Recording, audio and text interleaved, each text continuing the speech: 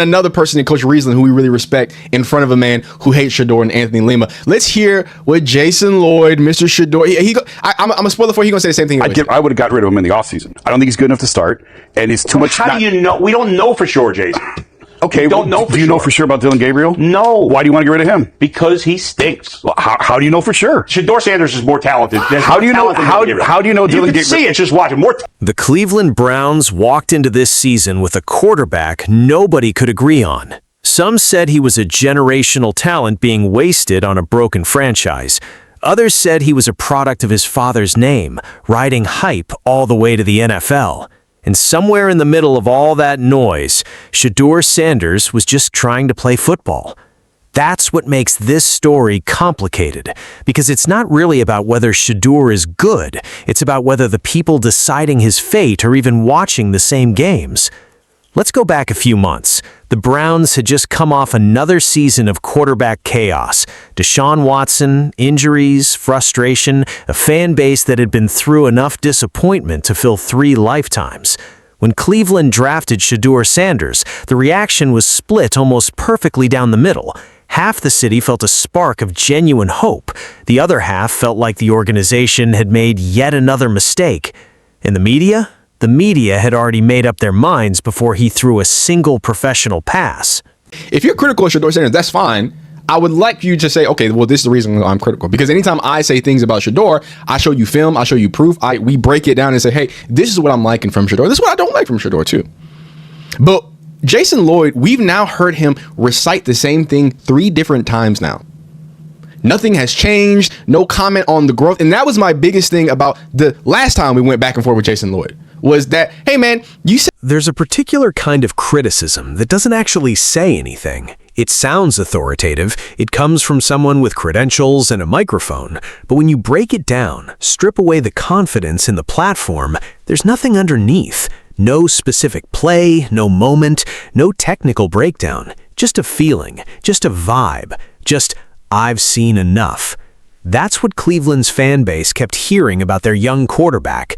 The same takes recycled through different conversations, different months, different contexts. Nothing new, nothing specific, just the same conclusion delivered over and over with increasing certainty.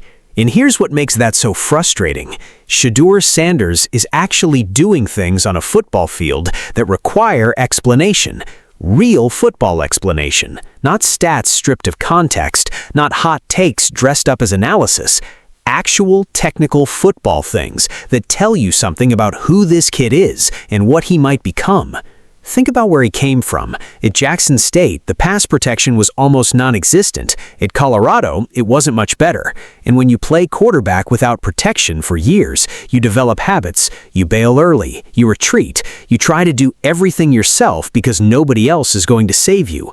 Those habits made sense in college.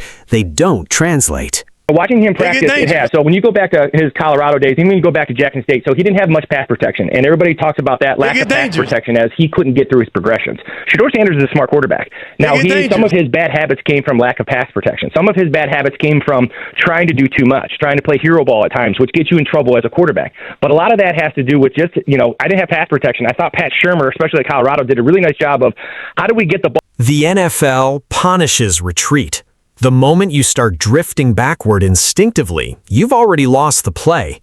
And early on, that was visible in Shedeur's game. Coaches saw it. Film watchers saw it. It was real. But here's the part the loudest voices kept skipping over. He stopped doing it. Not perfectly, not overnight, but gradually, measurably, with reps and coaching and game experience, Shedeur Sanders started stepping up into the pocket instead of retreating away from it. He started transferring his weight forward, which matters more than most people realize. When your arm talent is good but not elite, you need your mechanics to maximize every throw. You can't just sling it and hope. You have to generate power through your body, and that starts with your feet. He's doing that now. That's a fact. That's something a person with real football knowledge can watch and confirm. And it's not just the footwork, the way he's reading defenses at the line, making adjustments, killing bad run plays and redirecting to better ones before the snap even happens. That's not instinct alone. That's preparation. That's a quarterback who studied, who listened, who came into an NFL offseason and genuinely put in the work. You can see it in the pre-snap communication. You can see it in how he's using his eyes to move safeties before the ball is even snapped. To his second, third progression. It get dangerous. Fundamentally, he's stepping up more than he is retreating. He's transferring his weight from his backside to his front side because he doesn't. Deshaun Watson has an elite arm. Shedeur Sanders has a good arm, but when you have a good arm, you need to make sure you transfer your weight from your backside to your front side. He does. He's doing a much better job of that. So, yeah, I see his poise, his control, his ability to get him into good run plays. They're doing a lot of those things already in camp where he's killing a bad run play. There was one practice play that really captures what this kid can do when everything clicks. Jerry Jeudy running around. Defense loaded up to take away the obvious option. Shedeur stands in the pocket, looking straight at the safety, just staring him down. Not because that's where he's going, because that's where he needs the safety to stay. He's using his eyes like a weapon, freezing that defender in the middle of the field while the route develops underneath. And then, in one moment, he drops his gaze, feels the route breaking open, and releases the ball before the receiver has even finished his cut.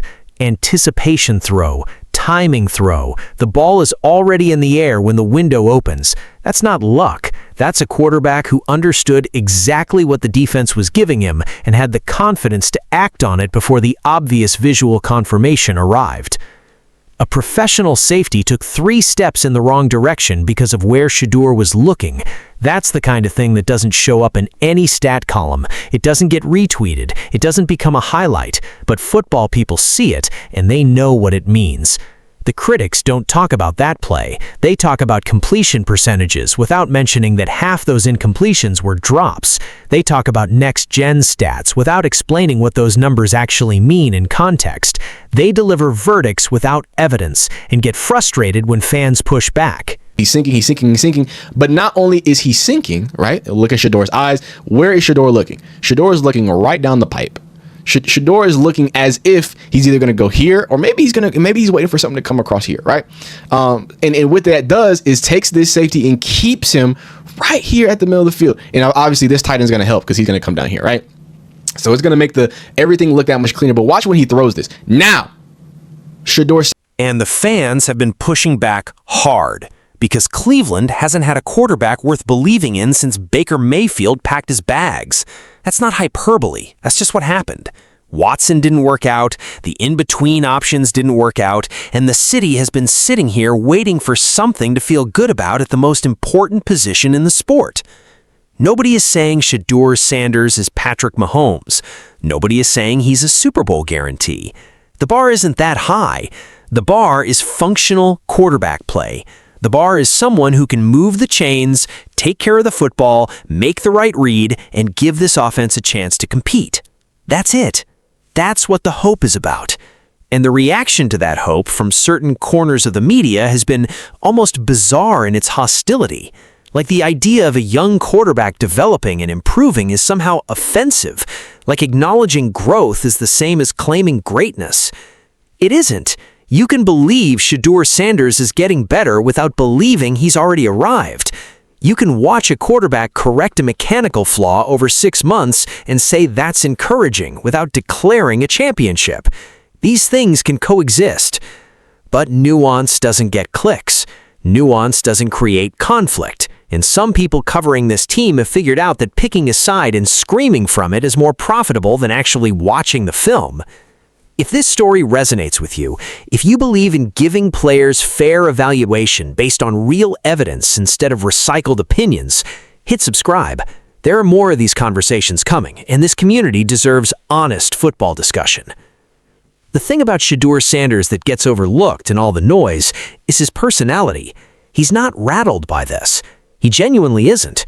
He grew up in the spotlight, son of one of the most polarizing figures in college football, constantly evaluated, constantly compared, constantly doubted.